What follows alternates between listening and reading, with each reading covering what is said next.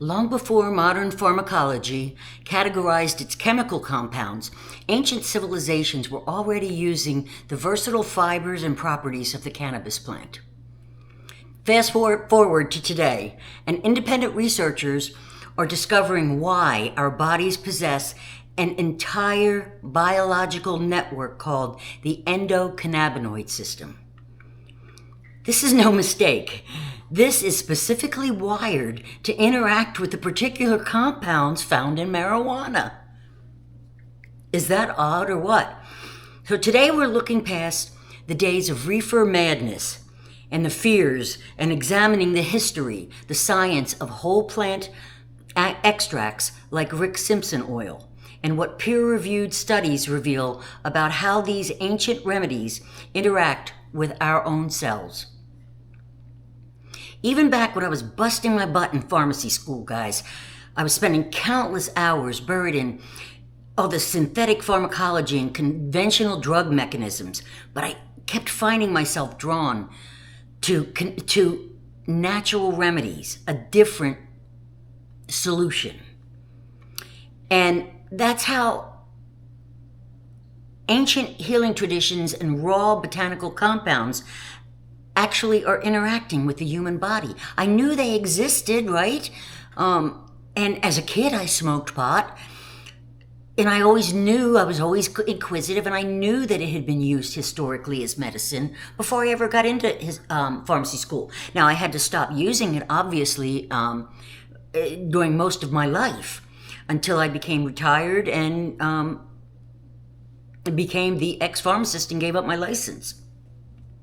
Or actually, I gave it up until we actually got a medical system because I didn't want to take a chance. I have other professional licenses and stuff, and I didn't want to take a chance. So when Florida went with medical marijuana, that's when I got it. And I had recently been through huge trauma with my dad's death that I've talked to you about before, and I qualified for it. So while the core curriculum in pharmacy school focused heavily on single molecule isolates, chemical extractions of one substance, ephedrine, hydroxychloroquine, that's the chemical that's being extracted. Of course, hydroxychloroquine, chloroquines might be naturally derived, but they're chemical extractions, okay? And but my curiosity always stayed fixed on complex natural products and how plant-based remedies could achieve therapeutic effects, often in a much gentler and more holistic way. That lifelong fascination is ultimately what led me into clinical practice, including my time working with patients at Moffitt Cancer Center, where I saw firsthand how compounds that were derived from the marijuana plant, or actually they weren't derived, they existed, THC capsules, came out, and as a drug named Marinol. And we learned that this could provide profound relief when normal treatment for nausea and the side effects of chemotherapy wasn't doing it. Of course, back then, well, it's even worse now, but of course, back then, we had no medical marijuana here for people to take. And a bottle of this Marinol was about $325 for 60 capsules.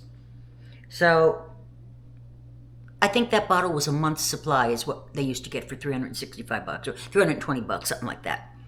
Nowadays, that same $60 bottle is $960. For 60 capsules of a plant that you can just give medical marijuana and smoke it in states. It's just horrible. And I hope that President Trump is reviewing this and understanding that this isn't right. And I understand what he's doing. He's working to decrease prices, drug prices, but he's not making the connection between natural treatment and prevention, somewhat with prevention, with RFK getting all these poisons out of our supply. But President Trump and his regulation so far, I think, needs to make a bigger push towards natural treatment and away from big pharma. And I understand how hard it is from a monetary standpoint.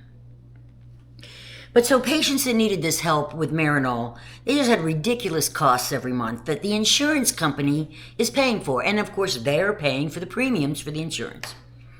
So I've seen an awful lot in the pharmaceutical business, guys. I've watched conventional medicine rely heavily on synthetic isolated compounds while completely overlooking the profound, complex synergy of a whole plant medicine. If you want to keep cutting through the media hype and exploring what independent, peer-reviewed science actually says about natural compounds, historical remedies, and the toxins in our environment that are making us sick, be sure to hit the subscribe button, ring the notification bell, and choose all to join me for our next deep dive.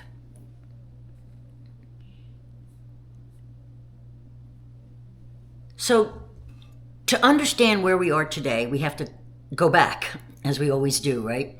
Long before modern dispensaries or synthetic molecules ever existed, cannabis was valued by many ancient civilizations primarily for its medicinal properties, but not only. It was also used, as you may know, hemp was used for ropes and building and stuff. But it was also used heavily for medicinal purposes. Dating back thousands of years to early pharmacopoeias like the Emperor Shen Nung's classic text in China, the plant was used to affect a wide spectrum of ailments, including rheumatic pain, inflammation, and gastrointestinal distress. In ancient India, sacred texts and Ayurvedic practices deployed cannabis also to manage anxiety, alleviate inflammation and pain, induce sleep, relax muscles, and counter nausea and digestive issues. Similarly, historical records from Assyrian and Egyptian eras documented its use to lift depression, ease localized pain, and soothe psychological stress. So, it's not like this is anything off the walls, guys. But we were taught differently because the criminalization of cannabis and the rollout of aggressive scare campaigns occurred in the 1930s. And they reveal a calculated pivot by federal authorities occurring precisely as modern drug regulation and federal bureaucracies were gaining power. Always check the timing, always follow the buck, guys. When alcohol prohibition was repealed in 1933, the federal government faced a major dilemma: the newly established Federal Bureau of Narcotics, or FBN. And they were suddenly left with a dwindling mandate to justify its budget, secure its institutional survival, and expand its federal reach. That's how bureaucracy works, guys. That's why big government is so bad. They spend more of our time and our money justifying their existence. And in the process, we don't get clarity.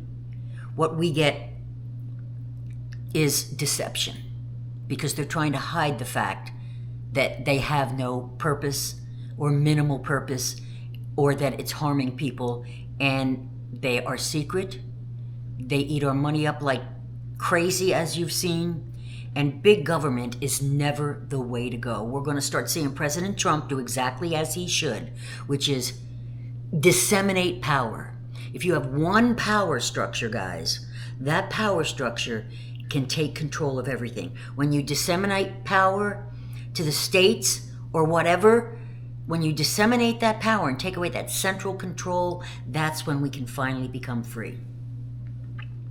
So this FBN, Federal Bureau of Narcotics, needed a new target, and that shifted focus to cannabis because alcohol was just legalized, right? So they needed a new target to justify their existence, and that shifted to cannabis.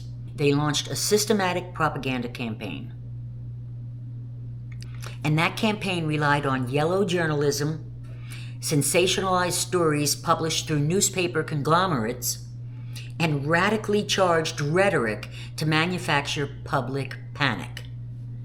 So it would appear that the racial divide was being cultivated back in the 30s at least. The cultural engineering culminated in exploitation films like Reefer Madness. Some of you might remember that back in 1936. And that was designed to frighten the public by falsely depicting ordinary people descending into madness, violence, and criminal behavior after consuming the plant. And then riding the wave of this manufactured fear, Congress rushed through the Marijuana Tax Act of 1937. Rather than an outright ban, which federal officials worried would overstep their constitutional bounds, the legislation imposed crushing excise taxes, complex registration mandates, and severe penalties. Notably, the statute was enacted against the explicit warnings of the American Medical Association, which pointed out, and they brought up and argued that cannabis was a recognized, effective medicine used by physicians for numerous conditions. So the legislators were operating out of motives other than what was in the best interest of the recommendation of the experts nearly 100 years ago, pushing 100 years ago on this. The FBN bypassed medical consensus entirely, leaning instead on political maneuvering and the FBN's fabricated Gore files to force federal control. What are the Gore files? I had to look them up. So to understand successfully how cannabis was driven underground, we have to look closely at the mechanics of federal suppression that was used in the 30s.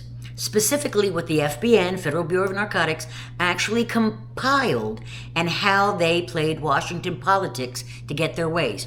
Now, doesn't this sound like really, really similar to how evidence was compiled back in the Crossfire hurricane operation, where evidence was manufactured against President Trump? It's the tactic over and over again. It's a playbook, guys, that they use. It's over and over again they use the same things. So always try to make that connection with what we're seeing today and the things that have happened in the past. So, within the FBN, the Commissioner Harry J. Anslinger maintained a notorious collection of sensationalized, largely unverified police reports, newspaper clippings, and anecdotes that became known internally and in media circles as the Gore files, the Epstein files, the alien files. There's always, some bunch of stuff that this is a language they've used. So FBN had the Gore files, just like the FBI has had the Epstein files for how many years now? All right, so, of course, let me clarify that. I personally believe that most of them were destroyed before Trump took over. So I think a lot of the evidence that was seized by the Florida U.S. Attorney, I think those were sanitized, but we are hearing about a burn bag that's been found, so we'll see what that brings. So anyway, when journalists, lawmakers, or public forums would ask this guy, Anslinger, for proof of cannabis's danger, he'd weaponize these files that he put together. In reality, modern historians and archivists have shown that these accounts were heavily distorted. They routinely misattributed pre-existing psychological illnesses or completely unrelated criminal acts to the plant, using them as raw propaganda to shock the public and manipulate legislators. So you got crazy people, and they're saying it's the marijuana that did it. Aren't we seeing that somewhere else too? We just recently discussed that before, that some of these studies they've done, a recent study on cancer, that was done, where it was self-reported results through teledocs. How do you conduct a study with self-reported results? That's basically what this was. So the push to pass the Marijuana Tax Act of 1937 was a masterclass in bureaucratic self-preservation and backroom strategy. When the FBN faced political budget cuts following the repeal of alcohol, Prohibition, Anslinger used political maneuvering by intentionally bypassing open, objective, scientific debate. Does this sound familiar to anything that happened around 2020 and beyond?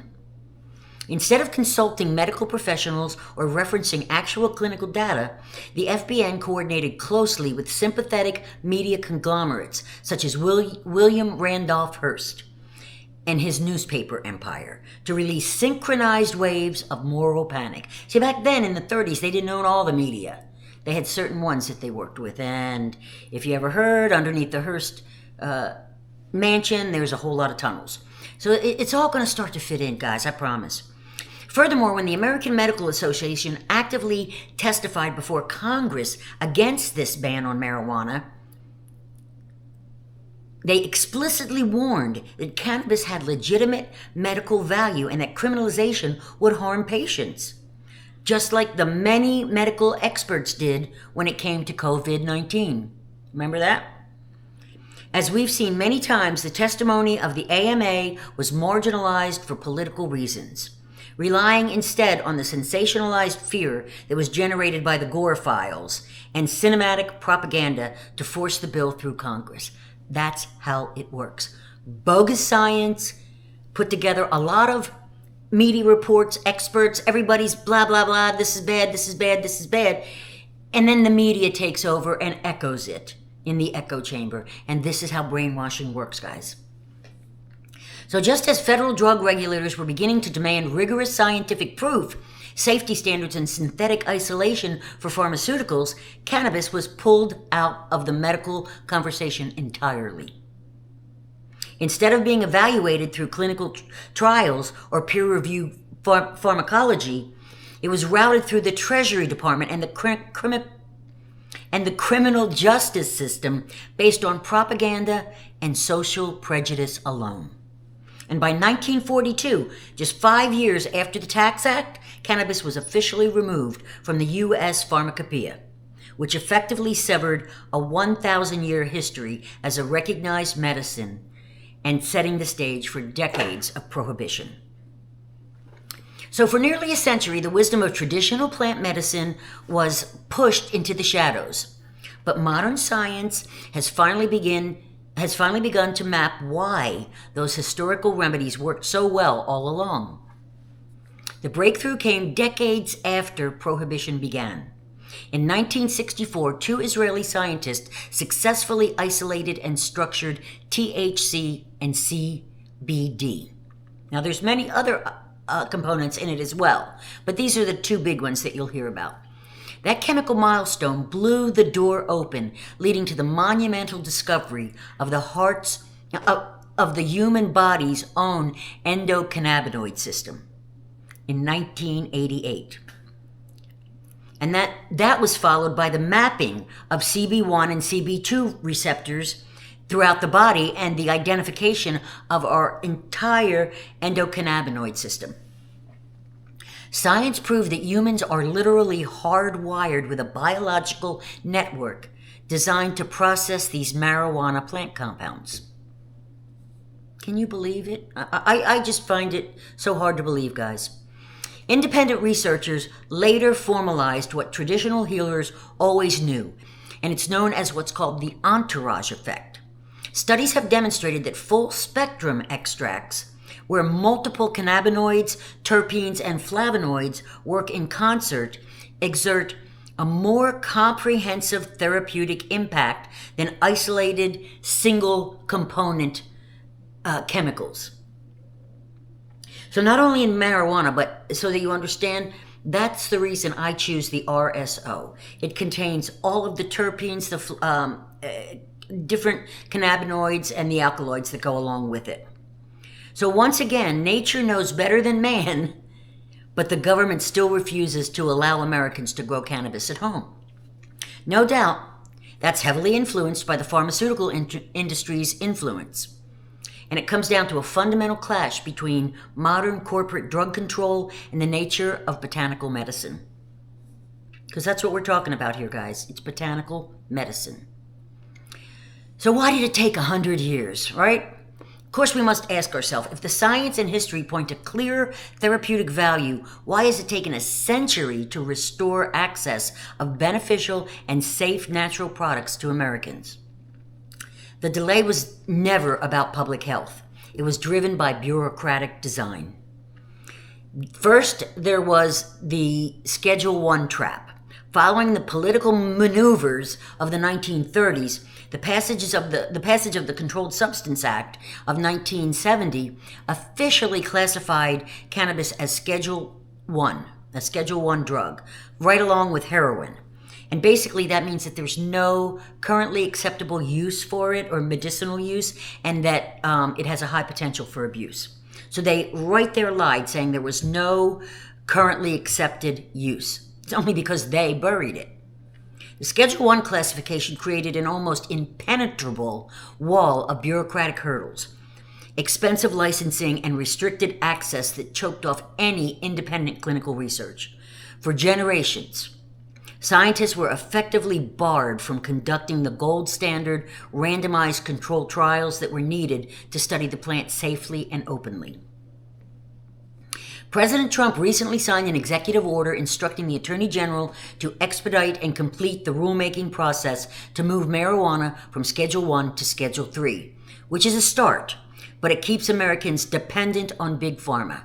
We need to be able to grow botanicals. Just like we grow basil, we need to be able to grow marijuana. Not to sell. Trafficking should still be illegal. But if we make our botanicals and we grow our botanicals and we don't profit off of them, I don't see any problem with that. And we don't, of course, there should be an 18 age limit. We don't give any, ever share it with anybody that's 18, even for free. Under 18, even for free. That's just my opinion after years and years of so many different disciplines in this biological this striving for biological health. Okay, so subsequently the DOJ, after they made it a schedule, after Trump made it a Schedule III now, the DOJ issued an order that placed state-regulated medical marijuana products and FDA-approved cannabis products into Schedule III. So you get that the states are regulating them. And, I mean, I don't have a problem with that. Like I said, I think it's important to disseminate control. And that's a really smart thing that President Trump is doing. It does, however, always create the vehicle for theft. Every program you open up that may be receiving some kind of money, and if it's just regulation, okay. But if we're going to be giving money, people are going to steal it. Okay, that's just how it goes. So that's the only problem I have there, is that I'm happy that it's being separated into state regulation. Although, one thing I really have to say is that's inconsistent with the mandate of FDA. If indeed these are medicinal, they should be studied. They should be regulated by FDA. If it's going to be over the counter, and you don't need a license for it, or you don't need a prescription for it, you can grow it. That is, in my opinion, where we should go with this, with restrictions as far as anything that's sold must be regulated and must be proven to be safe, because who knows what they could stick in there, right? They could stick cocaine in there, and they will, trust me. If profiteers can find a way to maximize the demand for their product, they will put anything in it. I've worked the cases, I've seen it. So personally, in this particular case, I'm all about separating distribution, but I also believe that because it is a drug, that it should be regulated as a drug centrally through the FDA. Okay, so my battery's starting to go, and I got a little bit more. Let's go. All right. Okay, so it's taken decades of patient advocacy, state-level resistance, and relentless independent research to dismantle the access barriers to marijuana. proving that the suppression of natural medicine was a political choice, not a scientific one, and it continues, at least for now. All right, now, to truly understand how whole plant medicine works, we have to look at the master regulatory network that controls our body. Not the regulatory network that controls the drugs, but that controls our body. The endocannabinoid system was discovered decades after the plant was outlawed. And we now know it acts as our body's internal control center, keeping things balanced when environmental and physical stressors that we encounter every day knock our bodies out of balance. Let me give you an example. When we catch a cold, experience sudden physical pain, get injured, deal with high-stress situations, or even just face extreme hot and cold temperatures, our internal systems, like our immune response, our body temperature, and our nervous systems, are all pushed out of their normal baseline activity. Our body is designed to have this internal control center that keeps everything working behind the scenes to adapt to those outside pressures and bring everything back to a stable, healthy baseline. So the endocannabinoid system is designed to fight off toxins in our food and make the body less reactive to their harmful effects. How fortuitous that it was outlawed right before the food industry started pumping us with processed foods full of toxic contaminants.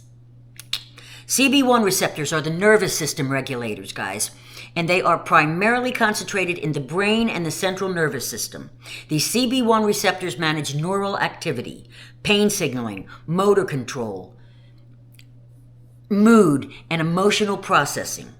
When phytocannabinoids, cannabinoids in plants, like THC, bind to these receptors, they can normalize or slow overactive neural firing, which is precisely how the body mutes perception of pain and calms acute stress responses.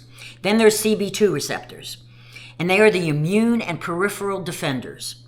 They are found predominantly in peripheral immune tissues, white blood cells, the spleen, the GI system, bones, and joints. The CB2 receptors act as the immune system's braking mechanism. When activated, they help suppress runaway inflammation and protect peripheral tissues from damage without triggering the psychotropic effects associated with the CB1 receptors. Personally, when my hands become inflamed and painful, my medical marijuana brownies are one of the strongest natural substances for inflammation. Natural practitioners and independent researchers are increasingly embracing whole plant extracts because they address complex multi-system disorders through these exact neural pathways. While single-component extracts strip the plant down to isolated synthetic-style molecules, whole plant extracts, like Rick Simpson's oil, preserves the complete profile of cannabinoids and terpenes to harness the full power of the entourage effect, which is when all the natural components in a plant work together as a team to create a stronger healing effect than any single chemical could do on its own. So let's look at some of the well-documented beneficial effects of medical marijuana. Pain and inflammation. Chronic inflammatory conditions ranging from rheumatoid arthritis to neuropathic pain involve both the central nervous system and the peripheral immune cells. So while CB1 activation alters how the brain perceives pain signals, the CB2 activation directly targets immune cells to halt the release of pro-inflammatory cytokines. Now, the CB1 activation is the one that gets people high. You can buy all different blends if you want. If you do the plant, do it moderately, guys. When I make my brownies, I eat very, very small pieces, not enough to get high. So you have to understand that. Then there's anxiety and PTSD it's used for. The amygdala in the brain's emotional and threat detection center, and it's densely packed with these CB1 receptors. In trauma and PTSD, the endocannabinoid system is often dysregulated, leading to a failure in extinguishing fear, memories, and chronic paranoia. Whole-spectrum phytocannabinoids help restore tonic endocannabinoid levels, effectively cushioning the nervous system against chronic stress responses and calming the amygdala's overreactivity. This is something really important to consider in those chronic neurological conditions. Nausea and digestive disorders. The gut houses an extensive network of both CB1 and CB2 receptors, often referred to as the enteric nervous system. Cannabinoids interact with these receptors in the brainstem and the gastrointestinal tract to suppress the vomiting reflex and regulate gut motility, offering profound relief for conditions that conventional anti-nauseants often fail to control. All right, then there's emerging frontiers, emerging science. Beyond these core areas that have pretty well been accepted by now, science is examining endocannabinoid modulation for neurodegenerative support, metabolic balance, and sleep regulation. If you suffer from any of these conditions, you should listen to this. Rather than just protecting existing neurons, we have learned that the endocannabinoid system actively stimulates neurogenesis, guys, which is the birth of new brain cells, particularly in the hippocampus, the region that's responsible for memory and learning. Can you believe this? The idea that cannabis kills brain cells is one of the most enduring myths that has been left over from decades of governmental propaganda and flawed 1970s research. The myth traces back to a heavily criticized, highly flawed study conducted in the 70s known as the Heath study, where researchers exposed monkeys to massive suffocating doses of concentrated smoke through gas masks for minutes at a time, completely depriving their brains of oxygen. The resulting brain damage was caused by asphyxiation, not the cannabis plant itself. Subsequent rigorous studies have completely debunked this claim, proving instead that cannabinoids actually stimulate neurogenesis and protect existing neurons from oxidative stress and inflammation. By dampening chronic neuroinflammation and oxidative stress, phytocannabinoids help clear a path for cellular repair and cognitive preservation as we age. The endocannabinoid system also plays a critical role in regulating how our bodies store fat, process glucose, and respond to insulin. Furthermore, researchers have discovered a powerful communication exists between the endocannabinoid system and the gut microbiome.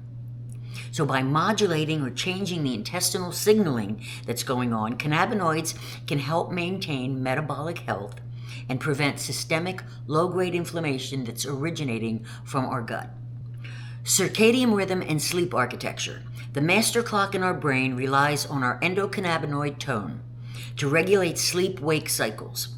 Modulating these pathways helps restore deep, restorative, slow-wave sleep, offering profound implications for those suffering from chronic insomnia and circadian disruption. So the journey from ancient healing practices to modern corporate pharmaceuticals demonstrates a continuous tug of war between the pharmaceutical, bureaucratic control, and the time-tested natural sovereignty of our own health. While single molecule components can have their place in targeted medicine and acute clinical settings, my personal preference is Rick Simpson oil, or RSO as they call it, and whole plant extracts that address complete biochemical synergy that nature intended it, proving that true healing often requires looking past the chemical lens and returning to the full power of the plant. So Tim's gonna, now we're gonna show you how to make the brownies that Tim makes for me, though he doesn't use them. And he's been bugging me to hurry up and get this done because he's so proud that he showed you guys how to make it. So anyway, that's coming up next. And let me know how it works out if you make them.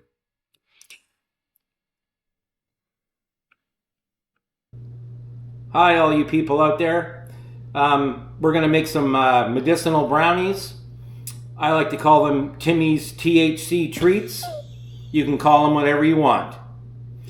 All right, for this we're going to need olive oil, coconut oil, the THC, 2 eggs, and a brownie mix.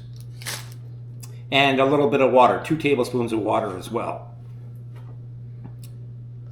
All right, the first thing we have to do is we have to heat up the olive oil.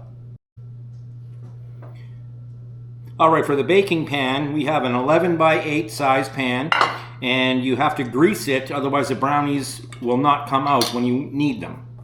So you take a little bit of coconut oil, spread it around evenly and on the sides because it's going to come up on the sides as well, and this will prevent it from sticking.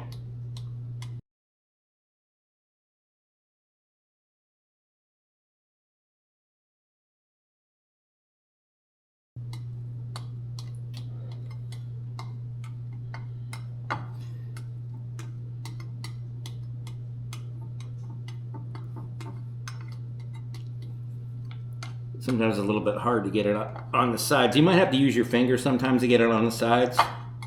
Maybe a little bit more. And this is unrefined, cold pressed coconut oil.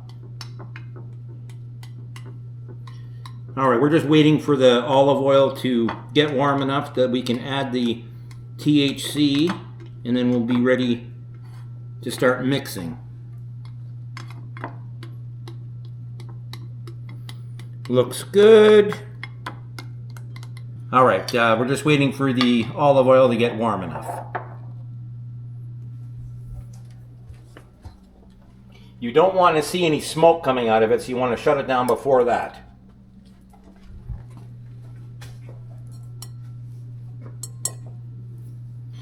You will need a fairly large mixing bowl, and you'll also need a cup for the THC. It has to be heated with hot water, otherwise it won't come out. It comes in these packages when you buy it. That's Rick Simpson oil. This is the syringe. You can see it in there. If it's not heated, when you press it, it won't come out. So you have to heat it up with hot water. All right, here's what you have to do to get the THC warm enough that you can put it in the oil. Get a small cup of hot water. As you can see, the oil is right in here. Submerge it and make sure it stays in there. Use something to hold it down. And don't let the water go above here because it will leak in the syringe and you don't want that. Just leave it like that. Let that get nice and warm. And this is the brand here. We go to Sam's Club. We're not trying to promote Hershey's. This is the only one that they have. Yeah. All right, this is the brand that we've been using for a while to make the brownies. There are other brands. This is the one that we get because they sell it in bulk. All right, the oil is ready to go into the bowl. Just pour it in there. And that's half a cup of olive oil. That's what you need. All right, the THC should be warm enough by now. It doesn't take too long. All right, so you take the little cap off. And squirt it in around evenly, like this. It's still a little bit hard, but then you go like this. Use the hot oil, take a little bit up, squirt it back down. Normally do that 3 times, and that gets every drop of the THC. I'm a stickler for things like that. I like to get every drop I can out of anything. All right, now my spoon is here. All right, now can you see how that is in there? You don't want to leave it like that. You have to mix it around. Give it a good stir until it's dissolved in the hot oil.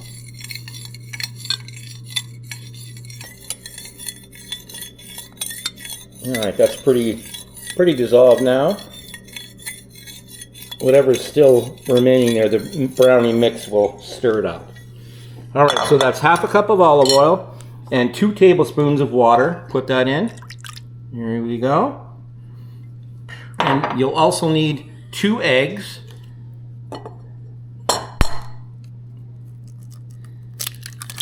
For the recipe that the box says to use. Recipes can vary. This is the one that I've been using for a long time, and it works out fine every time.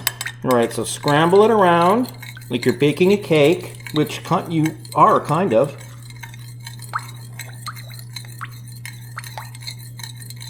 Make sure the egg gets into every nook and cranny of the oil.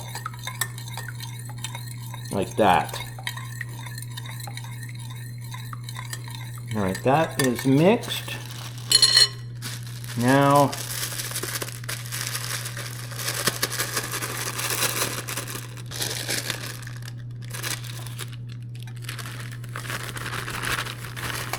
use the whole package. It looks like it's going to be too much, but it's not. It's the perfect amount. Alright, now you want to give this a good stir.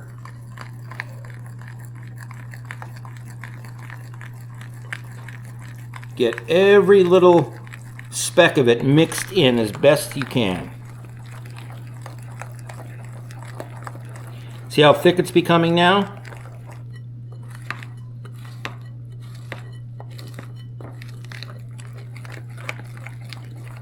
And whatever you do, do not let this get in the hands of children.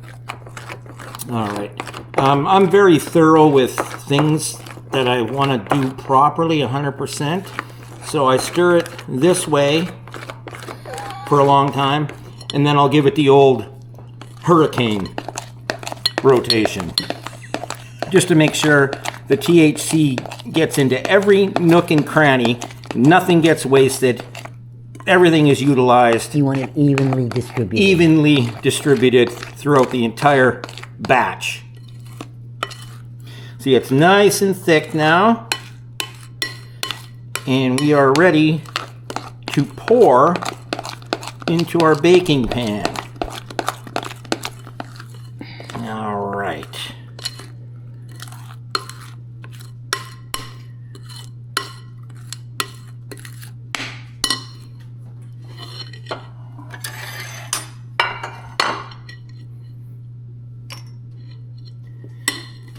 And away we go.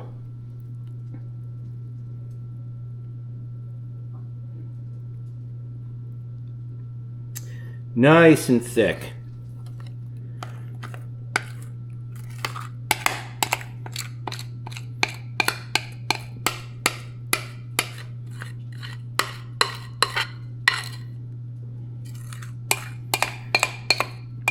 Get as much as you can out of the bowl. And whatever's left over, you can just, like what you used to do when your mom used to bake a cake. She let you lick the bowl and the spoon. You can do the same thing with this. Just don't plan on driving anywhere.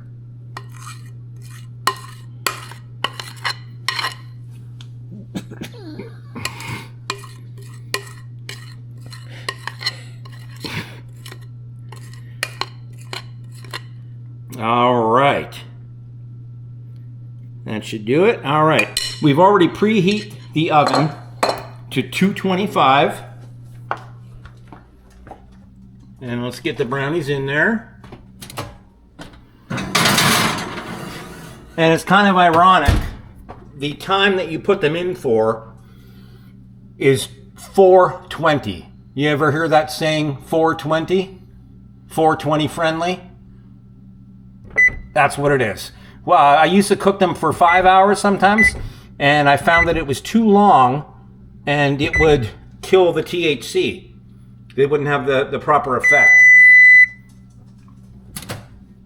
All right, and that is it. 4 hours and 20 minutes from now, you'll have a nice batch of brownies.